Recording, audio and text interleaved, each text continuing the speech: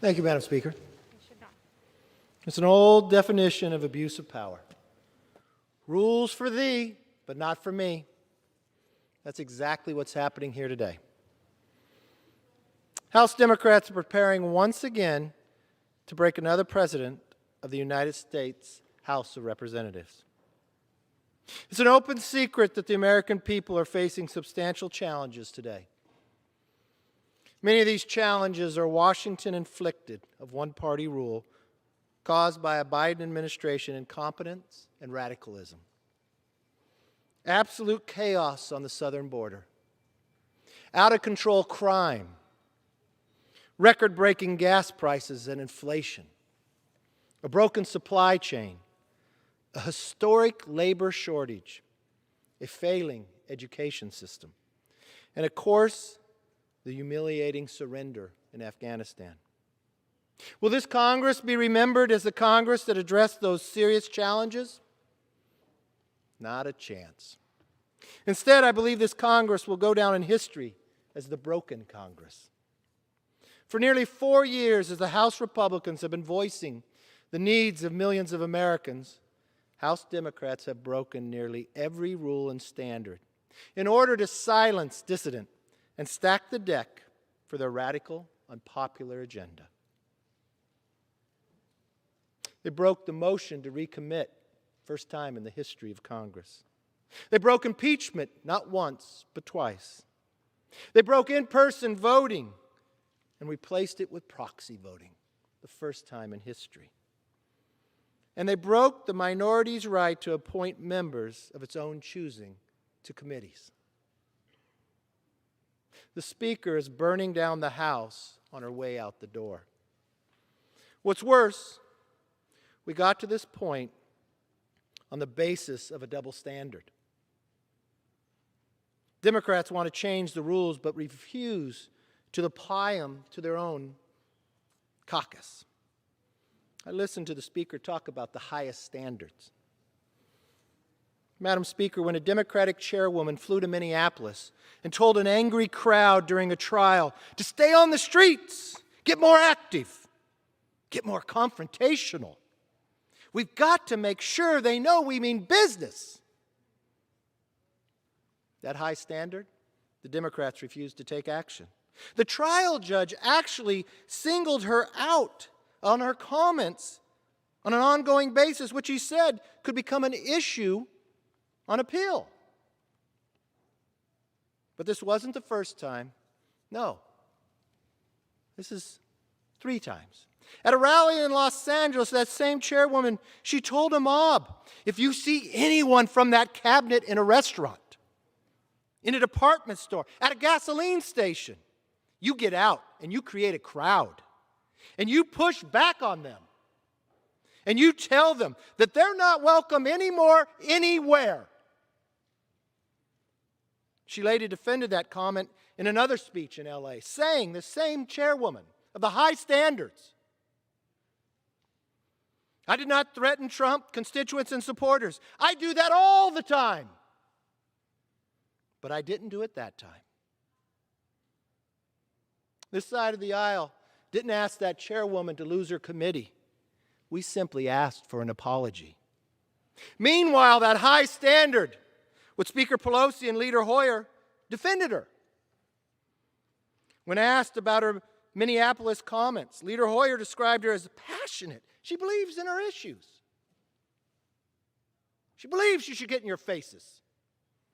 And Speaker Pelosi, oh, what did she do with that high standard? She compared her comments in Minneapolis to Dr. King's civil rights movement. You see? Why would they do that? Rules for thee, but not for me. Just this month, the dossier's principal source was arrested by a special counsel Durham for lying to the FBI. Think about everything that dossier put this country through for 2 years based on fabricated evidence.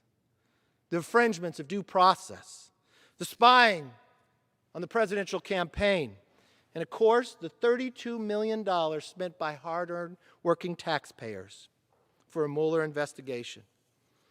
And yet, The Democratic chairman says, I don't regret it. Why? Rules for thee, but not for me. When the Speaker of the House on this very floor engaged in personalities, the floor shut down for 3 hours because no one wanted to take to the top.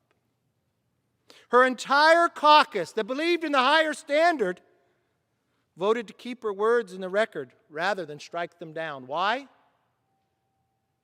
Rules for thee, but not for me. The Speaker said, I stand by my statement. I'm proud of the attention that's being called to it. Never happened before in the history of this body. Why? Because it's a broken Congress that believes in rules for thee, but not for me. This is part of a larger pattern.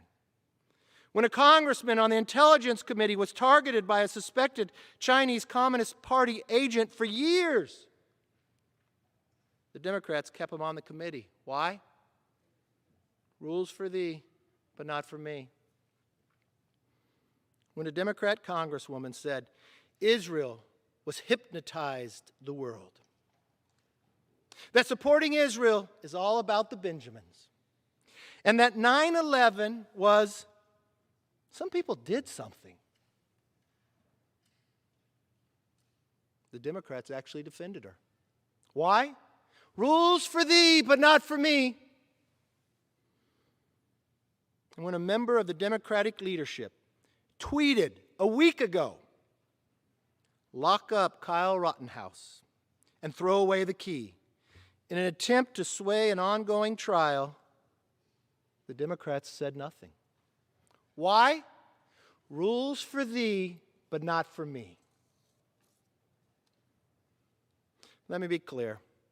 I do not condone violence, and Representative Gosar had echoed that sentiment. The video was deleted, but Democrats won't listen because they will do anything to distract from the failures of one-party rule in 1 year, destroying a nation. For Democrats, this vote isn't about a video, it's about control. That's the one and only thing Democrats are interested in. Not condemning violence, not protecting the institution, not decorum or decency, just control.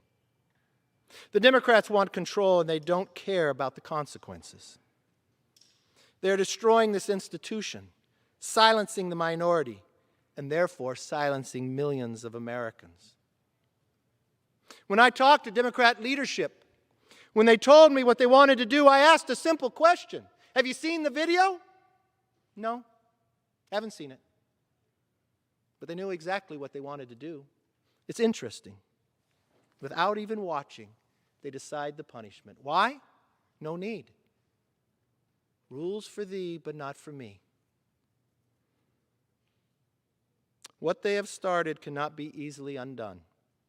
Their actions today and the past have forever changed the way the House operates. It means that the minority rights that have served this body as well are the things of the past. And furthermore, it means that under the Pelosi president, all the members that I have mentioned earlier will need the approval of a majority to keep those positions in the future. What was interesting is, it's not just the Speaker that's making those decisions. When the chairwoman incited those ideas 3 times, everyone in the Democratic Party had ability to vote what they thought. Because of those high standards, they all voted to table. They all voted to table, not to remove this chairwoman from committee, to ask for an apology. Why? Because you all believe in rules for thee, but not for me. That legacy is a real culmination of Speaker Pelosi's career. Make no mistake, the House is weaker, more partisan, and more self-focused today than when Speaker Pelosi became Speaker less than 4 years ago. Future Congress will suffer for it. More importantly, The American people have needlessly suffered because of it. They won't soon forget it. It's about control. It's not about a standard that everybody lives by. It's a standard you enforce on one, but not upon yourself. You encourage your own side to engage further when you all took a vote to table. It'd be interesting to see, if your leadership hasn't watched the video, how many of you who vote today have watched it. When it was requested, I contacted the member. He took the video down. He put a statement that he does not believe in violence to anyone. But you see, when others on the other side of the aisle incite violence, it's okay. Because it's rules for these, but not for me. Unfortunately, this body has suffered greatly. And a new standard will continue to be applied